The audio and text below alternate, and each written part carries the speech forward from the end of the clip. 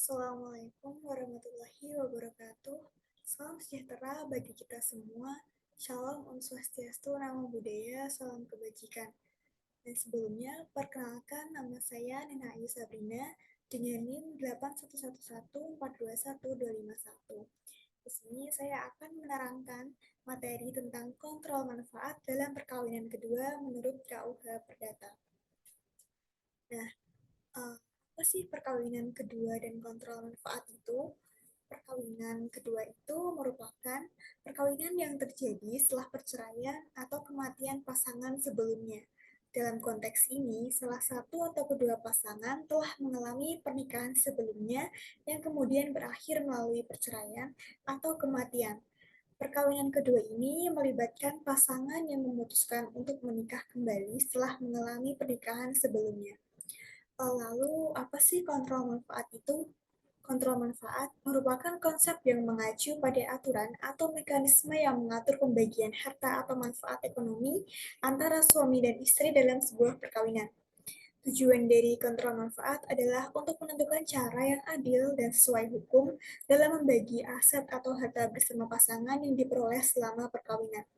Hal ini bertujuan untuk melindungi kepentingan dan hak-hak ekonomi masing-masing pasangan, serta memastikan bahwa pembagian harta dilakukan secara proporsional. Kontrol manfaat juga mempertimbangkan faktor-faktor seperti kontribusi finansial, tanggung jawab, dan upaya yang dilakukan oleh masing-masing pasangan selama perkawinan.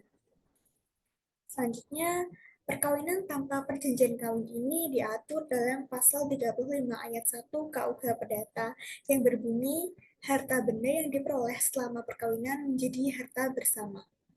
Lalu, implikasi dari tidak adanya perjanjian kawin ini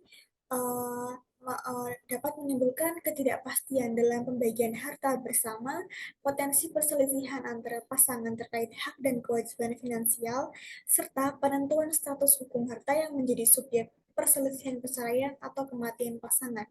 Tanpa perjanjian kawin, pengaturan mengenai pembagian harta akan mengikuti aturan yang ditetapkan dalam hukum perdata yang berlaku.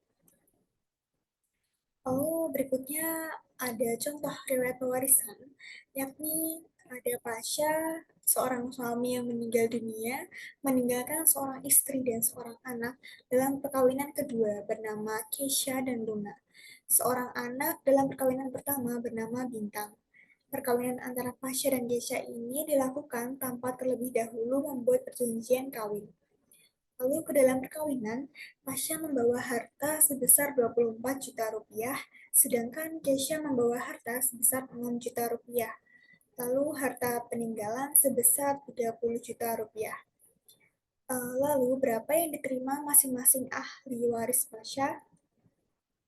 Dan di sini terdapat bagian pewarisan di sebelah kiri merupakan bagian perkawinan pertama dari Pasha dan istrinya terdahulu dan menghasilkan anak bernama Bintang atau B, dan P plus menunjukkan Pasha telah meninggal. Lalu bagian yang sebelah kanan terdapat bagian perkawinan kedua antara Pasha dan Keisha dan menghasilkan anak bernama Luna atau L. Lalu keterangannya, harta bawaan Pasha atau P ini tadi 24 juta rupiah dan harta bawaan K ada 6 juta rupiah. Lalu dijumlahkan keduanya menjadi 30 juta rupiah.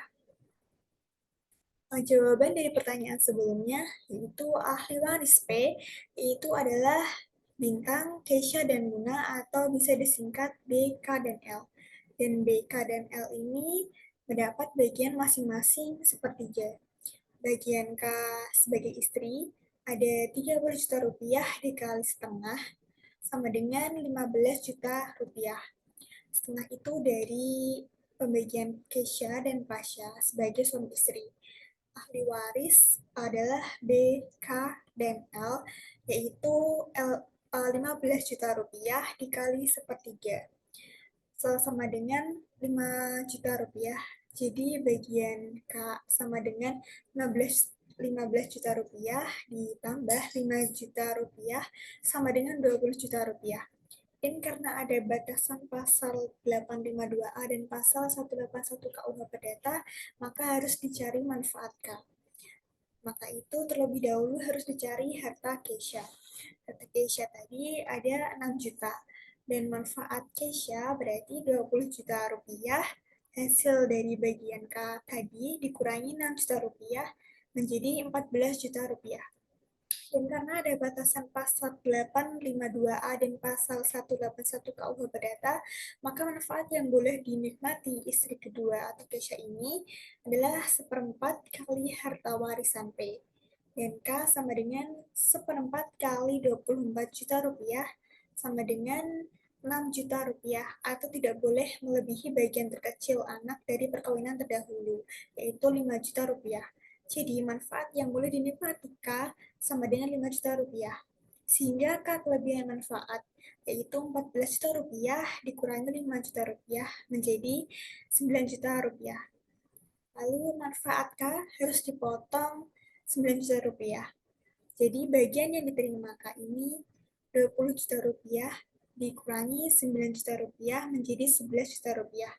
Dan bagian yang diterima masing-masing Bintang dan Luna ini setengah dikali 30 juta rupiah dikurangi 11 juta rupiah menjadi 9.500.000 masing-masing bagian yang diterima oleh Bintang dan Luna. Semoga pemahaman tentang kontrol manfaat dan perkawinan kedua ini dapat menjadi pemahaman untuk pembagian harta yang adil dan menghindari konflik dalam perkawinan kedua, serta melindungi harta pribadi dan kepentingan individu pasangan. Terima kasih. Wassalamualaikum warahmatullahi wabarakatuh.